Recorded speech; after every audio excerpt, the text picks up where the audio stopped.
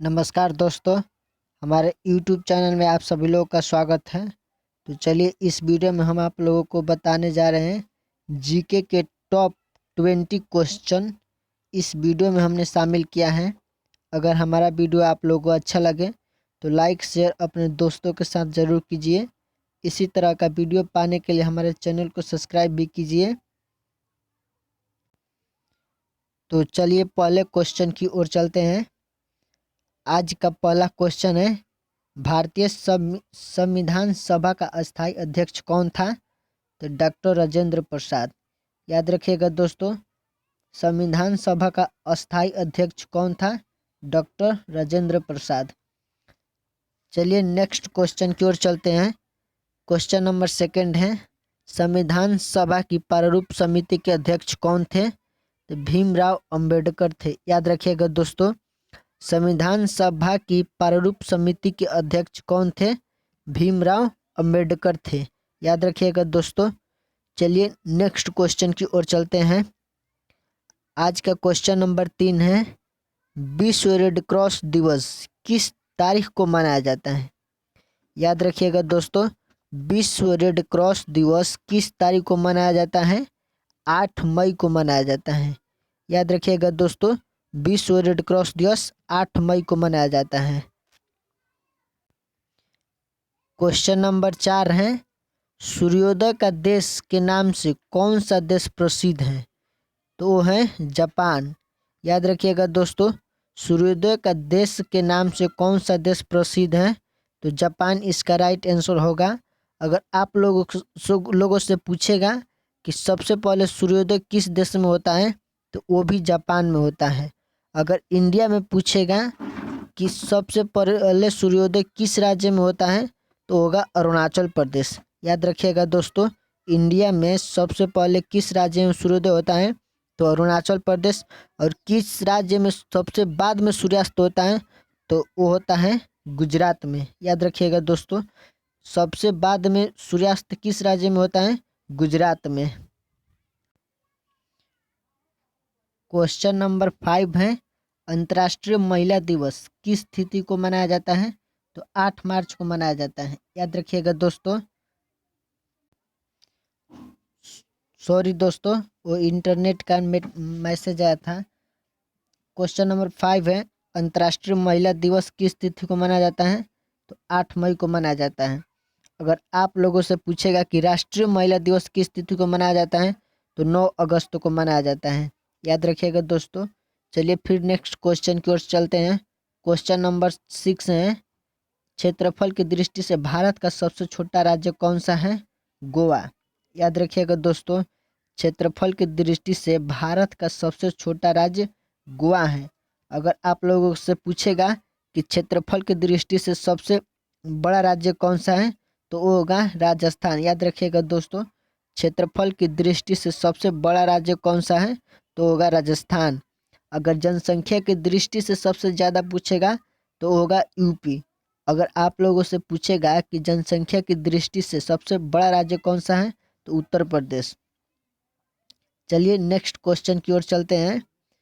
Question number 7 है, ओणम किस राज्य का प्रसिद्ध त्यौहार है? याद रखिएगा दोस्तों, ओणम केरल राज्य का प्रसिद्ध त्यौहार है। मैं फिर से रिपीट एक बार कर दे रहा हूँ। ओणम किस राज्य का प्रसिद्ध त्यौहार है? तो इसका राइट आंसर होगा केरल।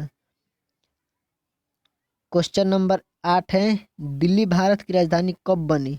तो 1911 में बनी। याद रखिएगा दोस्तों, दिल्ली भारत की राजधानी कब बनी? 1911 में बनी। इनसे पहले भारत की राजधानी कहाँ थी? तो कोलकाता। याद रखिएगा दोस्तों, 1911 से पहले भारत की राजधानी कहाँ थी? कोलकाता थी। क्वेश्चन नंबर 10 है, 9 है, सबसे चमकीला ग्रह कौन सा है? शुक्र। याद रखिएगा दोस्तों, सबसे चमकीला ग्रह कौन सा है? तो इसका राइट आंसर होगा शुक्र। अगर पृथ्वी की जुड़वा बहन पूछेगा तो भी शुक्र होगा। और भोर का तारा, सुबह का तारा, शाम का तारा पूछेगा तो भी इसका राइट वो भी शुक्र ग्रह ही होगा। ये भी याद रखिएगा दोस्तों। क्वेश्चन नंबर 10 है, भारत का राष्ट्रीय पशु कौन सा है? इसका राइट आंसर होगा बाघ। याद रखिएगा दोस्तों, भारत का राष्ट्रीय पशु बाघ है। क्वेश्चन नंबर 11 है, भारत का राष्ट्रीय पक्षी कौन सा है? तो ये होगा मोर। याद रखिएगा दोस्तों, भारत का राष्ट्रीय पक्षी कौन सा है? तो मोर होगा भारत का राष्ट्रीय पक्षी। क्वेश्चन नंबर 12 है, भारत का राष्ट्रीय जलीय जीव कौन सा है? तो होगा गंगा डॉल्फिन। याद रखिएगा दोस्तों, भारत का राष्ट्रीय जलीय जीव कौन सा है? गंगा डॉल्फिन। चलिए नेक्स्ट क्वेश्चन की ओर चलते हैं।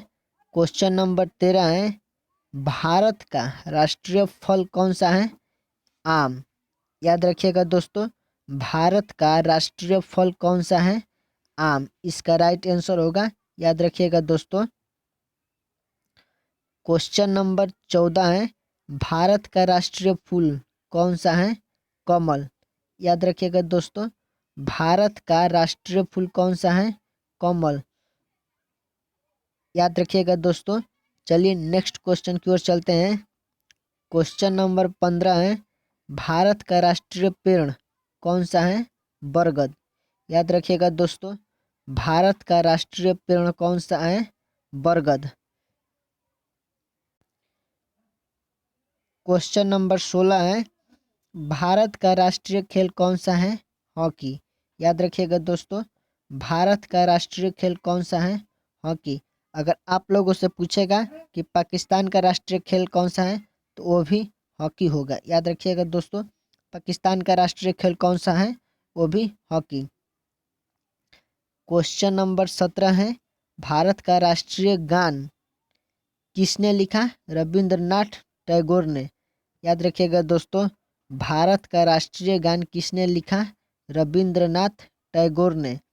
अगर आप लोगों से पूछेगा बांग्लादेश का राष्ट्रीय गान किसने लिखा, तो वो भी रविंद्रनाथ टैगोर ने लिखा था। अनार सोनान बंगला, बंगला इस बांग्लादेश का राष्ट्रीय गान है, ये भी याद रखिएगा दोस्तों। चलिए फिर नेक्स्ट क्वेश्चन की ओर चलते हैं। क्वेश्चन नंबर 18 है, भारत का राष्ट्रीय गीत कौन सा है? वंदे मातरम। याद रखिएगा दोस्तों, भारत का राष्ट्रीय गीत कौन सा है? वंदे मातरम। वंदे मातरम को किसने लिखा था? ये भी कई बार पूछा जाता है दोस्तों, इसको भी याद रखिएगा। तो इसका राइट आंसर होगा बंकिम चंद्र चटर्जी। वंदे मातरम को किसने लिखा? बंकिम चंद्र चटर्जी ने। चलिए फिर नेक्स्ट क्वेश्चन की ओर चलते हैं।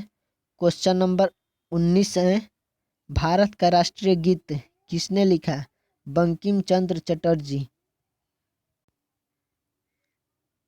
क्वेश्चन नंबर 19 है, भारत का राष्ट्रीय गान गीत किसने लिखा? बंकिम चंद्र चटर्जी ने।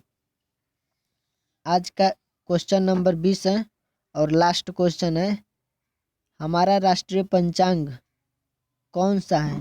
तो शक होगा, शक संशय होगा।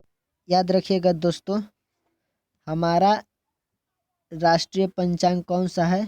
तो शक संशय।